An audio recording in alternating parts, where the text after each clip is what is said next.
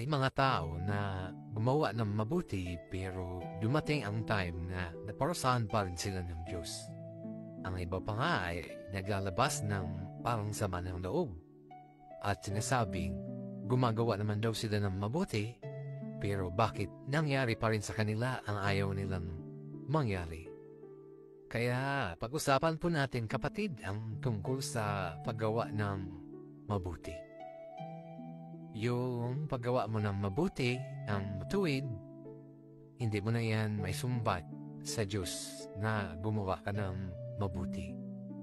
Hindi natin kayang sumbat yung mga ginawa natin na matutuwid. Kasi yung ginawa mong matuwid sa araw na ito ay bayad na rin sa araw na yan. Kasi ang ginamit mo sa paggawa ng mabuti ay galing sa Diyos. Kasi kung inalis niya ang lakas sa tuhod mo, makakalakad ka ba? Kung inalis niya ang iyong paningin, makakakita ka ba? So, wala tayong pwedeng sumbat sa Diyos Nama. So, ibig sabihin, kung gumawa ka ng mabuti ngayong araw ay bayad na rin yan. Kumbaga, naisulit na ng Diyos yung sinisingil mo na premyo or kapalit. Kasi kung hindi ka hinayaan na magising, makakagawa ka ba ng kabutihan? Kung inalis niya ang lakas sa tuhod mo, makakalakad ka, makakabaon ka. Kung inalis niya ang paningin mo, makakakita ka. So, yan ang katotohanan na wala ni isa na tao na kayang sumbatan ng Diyos Nama. Kaya nga kami hindi titigil kahit hindi paniwalaan or hindi tanggapin ng iba ang mga mensahe ng Diyos Nama na aming sinishare sa mga tao. Kasi hindi naman magigiba ang langit kung hindi nila tanggapin. At kung tanggapin naman, ay hindi naman madadagdagan ang kapangyarihan ng Diyos Nama.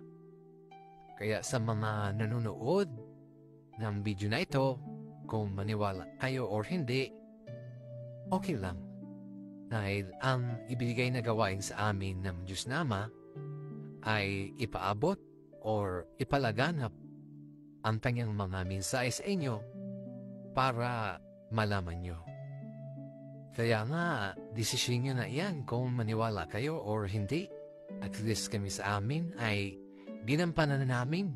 At pag dumating ang araw na kami ay mamamatay, at least nagampanan namin ang pinapagawa ng Diyos Nama. At pag dumating ang araw na iyan, ay hindi na namin sasabihin sa Ama na ibalik mo po ako, Ama, sa lupa para patunayan ko sa iyo na maglilingkod ako sa iyo. Walang pahipahinga, walang kain-kain, walang tulog-tulog.